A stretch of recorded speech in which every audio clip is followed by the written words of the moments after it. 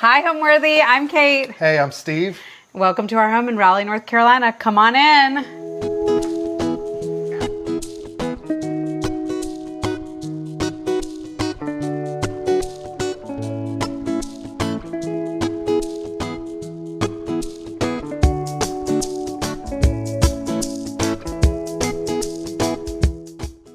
You're watching Homeworthy, where we believe every home has a story. To shop items inspired by this and other Homeworthy episodes, be sure to check out the product links below for amazing furniture, accessories, and more. Hi, I'm Kate. Hi, I'm Steve. Welcome to our home in Raleigh, North Carolina. I have an interior design company called Yasu Home Co. And I do a little bit of this and that, mostly carpentry, but small home renovation stuff. Also large home renovation stuff. I mean, this is probably my biggest job at the moment where we are living. We had made the decision that North Carolina was going to be on our, I think it started as a 2 to 5 year plan, and then it happened very quickly, but we decided we were going to move back. When we got here, we weren't sure exactly where we wanted to settle. We had a list: Durham, Raleigh, Wilmington, and then also Charleston, South Carolina. And somehow we just kept coming back to Raleigh. We just kept feeling like Raleigh was the right spot for us. And we were staying with Katie's parents at the time. That is also true. Whom we love, and they're awesome, and they're like our best friends, but it's still like, I'm sure they were like, you guys need to get the heck out of here. We put offers on multiple places here. And we're not intentionally looking for just modernist houses, but when this house popped on the market, it was in coming soon status. That's what it was. It was coming soon, and we saw it. We saw the photos, we loved it, and we just felt so gung-ho at that point that we asked our agent, can we please just put an offer on this sight unseen? And the stars just aligned. Welcome. We're standing in our entryway, which we've only recently put together, but as you will be able to tell from the various rooms of the house, in this area, I've been feeling very fun and playful. So we have the lacquered door in Sherwin-Williams lively green, and then we did this backdrop paint terracotta color on the wall called 36 Hours in Marrakesh. And we just recently had these amazing railings lacquered in green by some friends down the street. This lamp is a vintage Italian lamp by Carlo Nason. Anyway, I am really, really obsessed with it. Murano glass.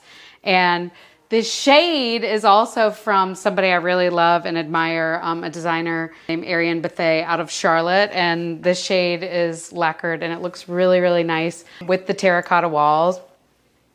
The mirror and console table are Facebook Marketplace finds. This console is from Society Social, and I feel like I really scored on that. And this mirror, I mean, she's a little banged up, but she was $15, and we lacquered her black, and I feel like it looks great. So that's what's going on. This rug, my mom got this rug for me, and I just really love it. It's a beautiful Kaleem rug, and the colors worked really well with everything I wanted to do. I knew I wanted the really bright green railing. Really from the second that I walked in and saw this paneling, this original paneling, I thought a bright color would just work so well with it. This photograph is when Steve and I were traveling. We lived in Philadelphia, and we traveled to LA a lot for work. It was before, obviously, we moved to LA, but we stayed in this hotel called the Pally House in Santa Monica, and they had this photographer's work hanging in there.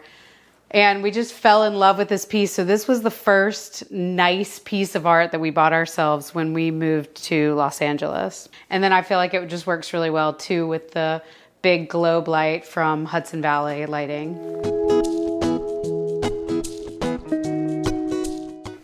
Come with me, guys. This room is one of my favorites. welcome to our living room. So this room, we loved these big windows. The first furniture item that happened in here was this pink sofa. So the sofa actually has a really kind of funny story. Our dear friends from California had this sofa that they loved. It was no longer big enough for their family, and we have always loved it. So when they moved into their new house, they were going to get rid of it. And we said, you have to let us have this sofa. So we took it and reupholstered it, and it became the first thing that happened in here. So the rooms that are more playful are where I started to feel more excited about this process and less bogged down by, as Steve said, the hot plate kitchen for 6 months. So pink was a definite move towards joy and fun and good humor. So that was the first thing that happened in here. And then we've played with the textiles a lot in here, but this rug was another big piece that I was excited about. I actually found it at Crate & Barrel. The chairs I found on Facebook Marketplace right when we moved here, and I knew I loved the Parsons style. And then the coffee table is a vintage baker piece that I found on OfferUp when we lived in Los Angeles still. We bought it for our house in the desert. These grapes are so heavy. These are alabaster. These were my grandmother's grapes, and I feel very lucky that I was the one who got these from her, but those are so cool. This bird came from my parents' house, and as they've downsized, we've been the lucky beneficiaries of some of their cool stuff. I also really, really love seashells. Any of my clients make fun of me because of my love for baskets and straw and seashells. So when I'm not preppy at all, but there's like a coastal grandma living somewhere inside me. And can you just believe how cool nature is, that this seashell has this unbelievable pattern? I mean, look at this. And then natural stripes. So cool. Doesn't get any cooler than that. And then this Eames lounger was from my grandmother. It was hers. The small Heller table was just a wild ass moment of green. And then the rest sort of fell into place. I loved these Deucin pillows, and then just mixing lots of stripes. Stripes, as you'll see, are my very favorite patterns. There's been some, I wouldn't say trial and error, because I tend to find that if I love something, it all sort of will end up working together, but we have gone through a few iterations. At the beginning, this room started out more neutral, and it's gotten more colorful. Like, as the joy and playfulness have come into this home renovation process, so have the colors gotten more joyful and playful. Another favorite part are these great built-in bookcases, but I think Steve should tell us about paging Steve. Raney, come on. You guys aren't talking about shelves by any chance, are you? So I feel like the shelves were the first bit of like carpentry that happened in this house.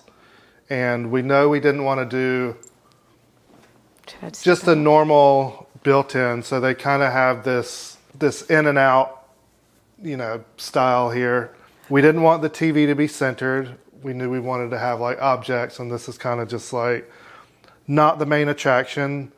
So, but this was one of the funner, Funner. When it wasn't more fun. Sorry. This was a more fun project. It wasn't just like tearing up tile or tearing up flooring or doing drywall. It was actually like, you could see this was part of tying the whole room together. We had a lot of items from Los Angeles and the desert, but this wall is just really a collection of things that we love and things we've collected along the way, travels, things that have been given to us by family members. This just feels like a scrapbook of stuff that we love. I would love to say that I really, really styled these shelves, but I'm sure other designers would say, ooh, look how she has the books arranged. But it's just, this is my loosey-goosey style. I mean, one thing that I definitely did do, and as you're arranging your shelves, something I looked at was like, I had these strong green pieces. For example, like there's this head of Neptune. There's this candle, this book, And I just spaced those so that your eye kind of picks up on those differently. So I think one thing to think about is just high and low on each shelf. In general, I think as a rule, it's nice to have some breathing room. I do not ascribe to that principle, obviously, because there is very little breathing room up here.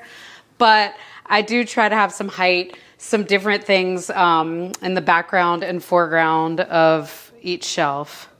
Some of my favorite items on these shelves actually were done by my family members. So my sister is an artist, my brother's a woodworker. This walnut, banana, and gold tooth, these are by my brother. He has a studio called Bearded Owl Studio, and I love these. They're just quirky and whimsical and so much fun. And then my sister, some of her art, here is the mati in Greek culture, the evil eye. There's one of her bunnies, and then she also does these really fun little cakes. So I have a few of her pieces up here as well. They're really cool. My grandfather's house was about to be torn down, and these were still in the house. And one of my family members called me and said, "Do you want these?" And I said, yes, I do. So they're actually 4, but we have 2. Steve built the frames for them, and I think they look so great in here. They were one of the first things that came into the space too. So a lot of the colors really pulled from here, the green, and then I always tend to gravitate towards warm colors. I'm trying to think. It just felt like we knew we needed to be aggressive. We liked the house. We loved the neighborhood. It had all the original details, because a lot of what you'll see, they're not always original. You will see a cool modernist house, but maybe somebody came in and did like a flip to it or did some work that wouldn't necessarily be what we would do, and you're paying for that. But this one was in original condition. So that felt exciting. And even though we have changed a fair amount, we've still tried to keep some of the original character in it, and we wanted to do it justice. Yeah, but we saw things a lot of things we could keep and a lot of things we could change. So it was like a good balance of the two. The windows were something that we awesome. really, really loved about this house. And the fact that it feels like we're in the mountains, you'll see as we walk through, but there are trees everywhere. But we back up to green space in Raleigh, and the city will never build on it. So it's just beautiful trees and a creek behind us. We came to find out the house belonged to the Sedaris family, who are very beloved in North Carolina. And if you don't know, David is a famous essayist. His sister Amy is a famous actor. And just overall, the whole family is, they're pretty important piece of North Carolina and specifically Raleigh history. And then being a Greek American back in Raleigh, that was such a big part of why David's books resonated with me growing up, was just connecting all the dots between living in Raleigh, being Greek, all the funny quirks of having a big crazy Greek family. So it's a cool thing for us. Well, actually, in this whole space overall, it's a really great room for entertaining, because we can set up food on the dining room table. We can set up food on this console here. We can pull the stools around for additional seating in the living room, and people can just sort of flow effortlessly through this space. So this dining room was really easy because the rug was an heirloom from my dad's side of the family, and this table and chairs were my grandmother's breakfast table and chairs. And the designer escapes me right now, but these are a really special, these are called the compass chairs. It's a really beautiful mid-century set. So this room just happened organically. And then this piece of artwork is really cool. You guys might have to get up close for this, but this is Puffy. This is a Puffy piece of artwork. My mom did this in the 70s. She used a stretch canvas and painted on it and then stitched and put this cording on top of her stitching and then stuffed it so it's like a quilted painting. And it's so cool. I have people ask about it all the time. I wish my mom would still paint on this stuff. But as far as the table, we tend to only eat here really when we're entertaining. We're more kitchen counter kind of people. Actually, I stand because I just like to stand across so I can look across at Steve while he's sitting and eating. And I talk to him, and then I feel like I can do other things while I'm eating. This plant stand here, that is walnut. My dad made a long time ago, maybe in college, I'm not sure. But that's a cool piece that he sculpted. These sconces are from hay, and I liked the postmodern injection in here because there is so much mid-century. These very cool corbels, decorative corbels, they're Italian, and a brass tray that was my mom's. So this Moor's head I got from a ceramicist in Italy, and yes, it is giving very White Lotus vibes. These candlesticks are one of my most favorite possessions also. Unfortunately, that one is broken a little bit, but these were from my grandmother, I want to say when I graduated college or when I got my first place, but I just love them so much. They remind me of her. So this brass light fixture is from CB2, and I just love this shape. I mean, you'll actually see it several times in lampshades, but the Empire shade shape is a big favorite for me. The really fun way to talk about style is also to ask Steve about his sense of style versus his wife's sense of style. I'm minimal. And as you can see, this is very not minimal, but it's like, I'm getting used to it, and I'm like liking the, all the like little details that you don't find with minimalism. You don't get the little cozy tchotchkes everywhere. I was waiting for I was seeing if there was a joke at the end of that, but tchotchkes, yes. He's always like, this is your wall of crap, and here we are in tchotchke We land. can add one more thing here, probably, right? My design aesthetic is eclectic. I mean, I can't settle on one thing. There is always a nod towards mid-century modern in general, but there's so much good design out there. It's hard to pick just one thing. And so for me, the main thing is mixing new and old. I love the mix of new and old because, as my aunt, who is also in this world, would say, if you mix new and old, you will never get tired of it, which is true. It never feels too one note. Also, in my career, I had the good fortune, really, of traveling a lot around the world, and I feel like I got to, buy lots of global textiles and meet makers from all over the world, and that really influenced me as well. Plus, my grandmother and her sisters, her oldest sister had this beautiful interior design shop in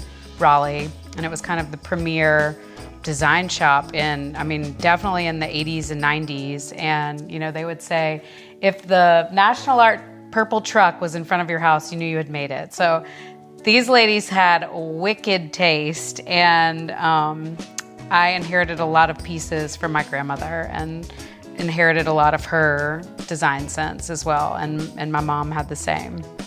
So this was just your destiny. Really, yes.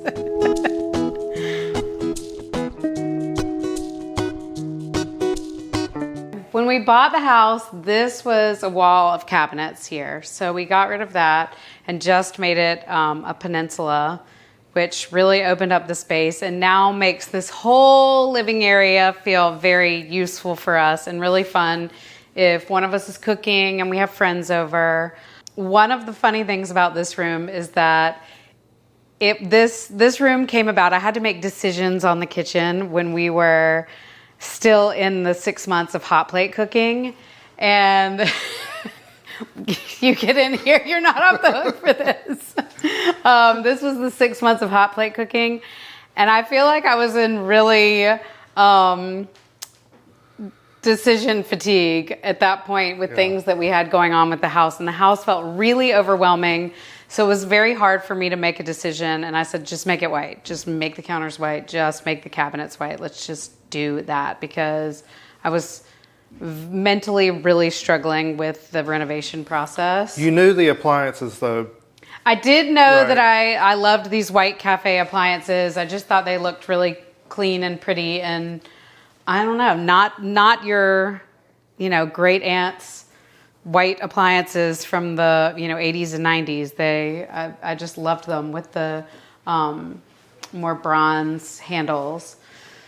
So then I knew I wanted to have this piece of marble. I found this and thought it was really beautiful, and loved having this as the backsplash for the range and doing the shelf above just to sit things. I feel like it, I don't know, it sort of just styles the space a little bit. It's also useful for us to keep salt and things like that. My sister painted these switch plates for me to look like the marble so that it didn't feel like zing big. And also, if you have leftover marble from your slab, you can take them and make pulls with them. That is true. These are one of my favorite things. I don't know why, I just knew I wanted to do this, but I asked our fabricators if they could make some half moon shapes for us, and then Steve actually epoxied them to existing pulls, and we created these fun things that we have on the pantry. We also have them in our coat closet. So rugs are one of my love languages, and I do a lot of buying and sourcing rugs for clients, and sometimes I just buy them and have big rug sales. But this one I really loved, and I've evolved out of the phase of making everything white and felt like we really needed some action in here. So this rug was one of the pieces. And then I commissioned these light fixtures from a maker in Morocco, and they're so cool. So I drew them, and this maker in Morocco brought them to life. And I feel like they really make the space, and they worked really well with our raised ceilings. So this light was also a piece from Morocco. I found this from a maker on Etsy. If people aren't using Etsy, you need to be looking at Etsy for things, because there are so many cool makers around the world. And this light is one of the things that I loved. And then we just put a lavender cord for the actual light itself, but the shade came from a maker on Etsy. So it's a multi-level. We started downstairs so we could kind of get downstairs situated so we could live downstairs while we were doing upstairs. So we did that, and that was we got that somewhat done. There was a hot plate kitchen for a long time downstairs. That is true. Gosh, those were terrible times when I think back on that. And then I think kitchen was the first major room. The kitchen was a biggie. We did work with a structural engineer and an architect to vault the ceilings. That was a big deal. And then we converted. There were 3 bedrooms on this main floor, and we converted it to 2 to make the master suite feel like, what we wanted it to be. Just because in 1965, the bedroom and ensuite bath situation was, it was just very different from what the expectation is now. And it's just the 2 of us, so we really wanted to have a suite space also. And if you don't have to live in a house while you're renovating it, don't do it. Yeah, I don't think we'll ever do that again. If you have no other choice, then yeah. It's still going. It's still going. It rages on. We're like 52% done, and we've been at this for 2.5 years.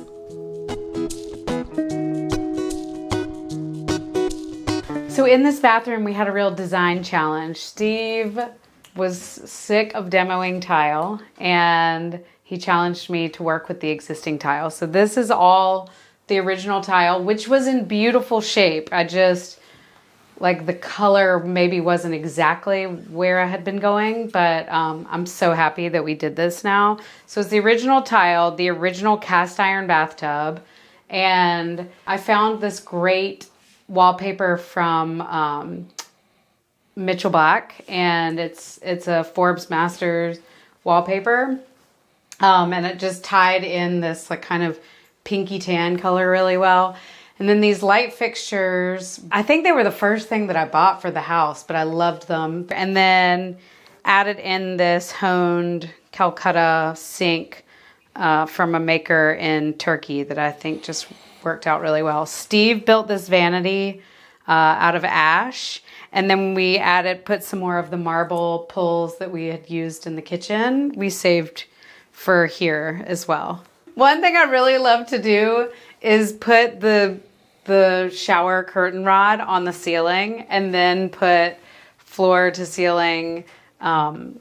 These are actually drapery panels just with a liner inside, but it makes the bathroom feel so much taller. And I feel like this is a really good hack for people to make if you have a small bathroom, to make it look so much taller. Instead of cutting it off right here with the shower curtain rod, put your curtain rod on the ceiling and then use full length panels. As we walk down the hall, these prints are also by Stephen Harrington, who we love, and the diagonal rug. Another stripe in our house, but come on back to the primary bedroom. The bedroom really draws upon a lot of the things that we did in the main rooms. So stripes, a mix of global textiles. We did not start out with the paneled wall, but that was something that it just didn't feel cozy enough in here. So this is rift sawn ash wood that we used for the wall. You'll notice a lot in the way that I style things. I generally start with a more neutral foundation and then layer on textiles, rugs, artwork. And I just find that it makes it easier if my mood ever changes and I don't love this forever. It's a lot easier to switch out those pieces. So if you look around, this really is a very neutral room with just a lot of pops in pillows and art and, rugs. These prints we got when we were driving across the country. We were moving home from... Was it to or from? We were moving back to North Carolina from California. We got these in Austin, Texas, and loved them. I had them framed in this cool, more traditional bamboo frame, which I feel like makes them kind of cool because they're so contemporary, and then putting this more traditional frame around them, and they show up so nicely on the paneled wood wall. These sconces are from Mitzi. The bed I got actually on Facebook Marketplace, and then we also lacquered that black. And then we just added blue pillows. This is a super cool quilt from this brand called Aloka. And I just love how they have these like kantha quilts pieced together. And I think that's really special. I was having a big cobalt blue moment when I got to this room, and I felt like I wanted it in my life. So I started with a few pieces and then it just sort of grew from there. So it is a new color introduction for this space, but I really, really love how it turned out. And I would not say that I am a blue person, but off the warms, I think it just works really well. Mm-hmm. But this space, so the original primary bedroom, okay, Steve helped me out here, but it was this room. So there was you came out of the hallway, there was a wall here, this was a bedroom, this was a bedroom, and this was a closet at the end of the hallway.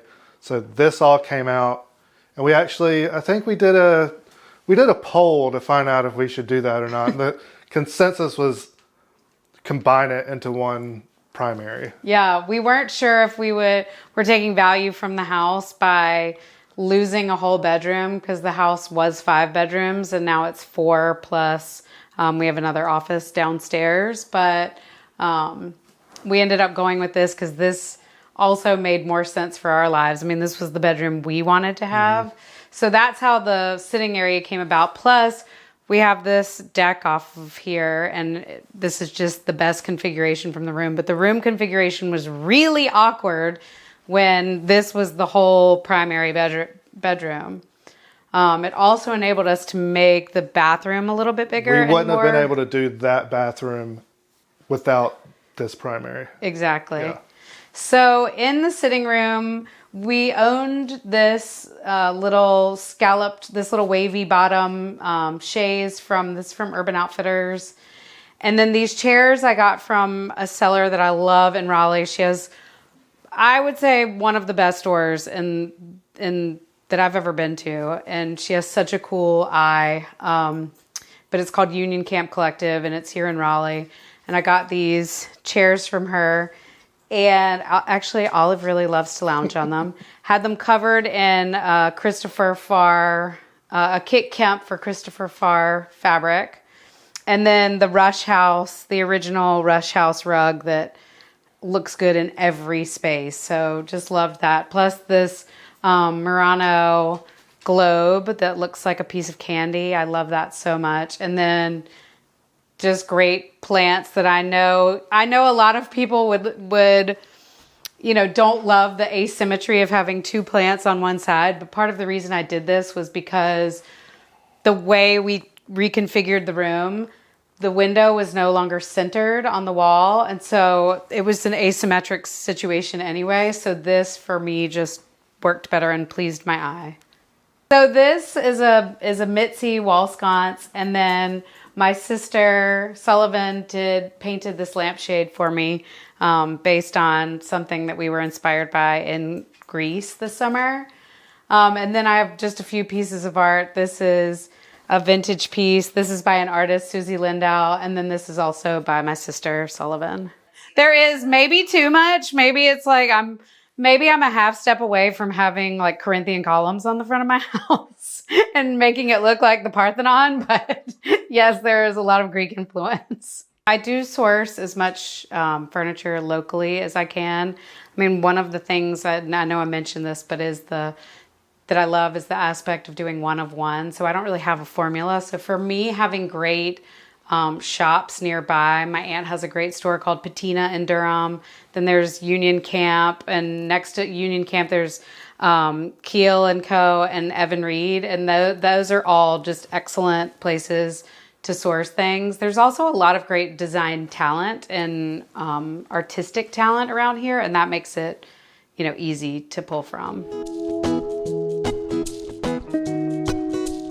So, welcome to our primary bathroom. I love our bathroom so much. This tile inspiration came from a tabletop that I saw years ago and knew I wanted to use eventually for tile, and ideally in our bathroom. I just thought it felt neutral but still so fun. So that's where the tile inspiration came from. And then I just thought that off of the checkers, the sort of wavy that we also have in the sitting room in the primary bedroom, felt playful and fun. So we have this wavy edged mirror, which ties back to, hopefully you can see it, but it ties back to these sconces, which are also Mitzi, with the little wavy detail to them, the ridged. And I think that I love it so much. Steve made this vanity also, and I love this vanity. It's extra high, which feels nice. I mean, not that I'm so tall, but it just feels comfortable washing your face or brushing your teeth. And then it's just also really beautiful wood. Has these cool concave disc pulls. And then this was your idea for finishing. We had a little bit of a design conundrum. I can't remember exactly what, but we had some problems we wanted to work around. Not problems. We had some challenges to work around. We knew we wanted wall-mounted faucets. We knew we wanted tile, but didn't know how to cap the tile, maybe. Yeah, I don't remember.